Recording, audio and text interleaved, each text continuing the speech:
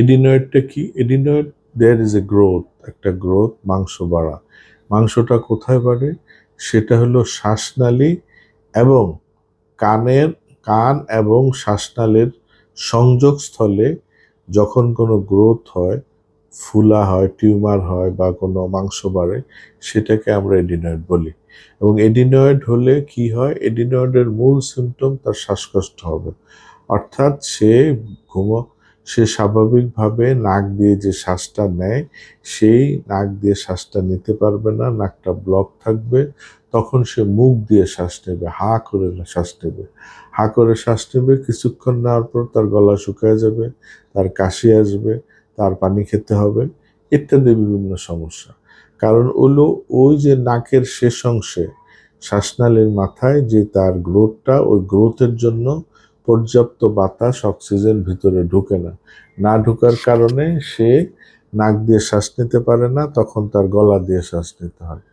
This is adenoid. এই adenoid হলো normally খালি চোখে দেখা যায় না, এটাকে পরীক্ষা করতে হয়। কি পরীক্ষা? নেজোফেরিংস একটা এক্সরে আছে, সেই এক্সরে করলে আমরা দেখব যে এডিনয়েড এনলার্জ। সেই এডিনয়েড এনলার্জের আবার কতগুলো স্তর আছে, যেমন মডারেট এডিনয়েড,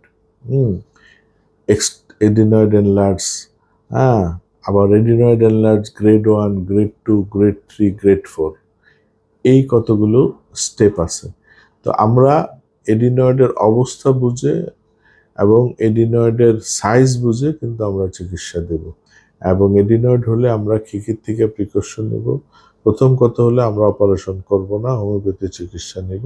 দ্বিতীয় কথা, খাদ্যাভ্যাসের মধ্যে ঠান্ডা খাবার থেকে দূরে থাকব, ঠান্ডাজনিত ঠান্ডা কাজ থেকে, এসি থেকে দূরে থাকব। তারপরে ধুলাবালি, ডাস্টের থেকে দূরে, যতটুকু সম্ভব দূরে থাকবো। ম্যাক্সিমাম এডিনয়েড কিন্তু গ্রেড 3 পর্যন্ত অনায়াসেই ভালো হয়ে যায়। গ্রেড 4ও ভালো হয়, তবে একটু সময় লাগে, তবে অনেকের ধৈর্য থাকে না, দিয়ে অপারেশন করে ফেলে। এডিনয়েড থাকা অবস্থায় সাথে সাথেই কোনো সার্জারির প্রয়োজন নাই। হ্যাঁ, যদি এটা স্টেজ 4-এ থাকে, গ্রেড 4-এ থাকে, তাহলে সেক্ষেত্রে আপনারা সার্জারি করতে পারেন। আদারওয়াইজ কিন্তু normal adenoid, moderate adenoid, adenoid grade 1, grade 2, এগুলিতে যদি 3 থেকে 6 মাস বা কারো কারো একটু বেশি ওষুধ খাওয়ান, এগুলি অনায়াসে ভালো হয়ে যায়।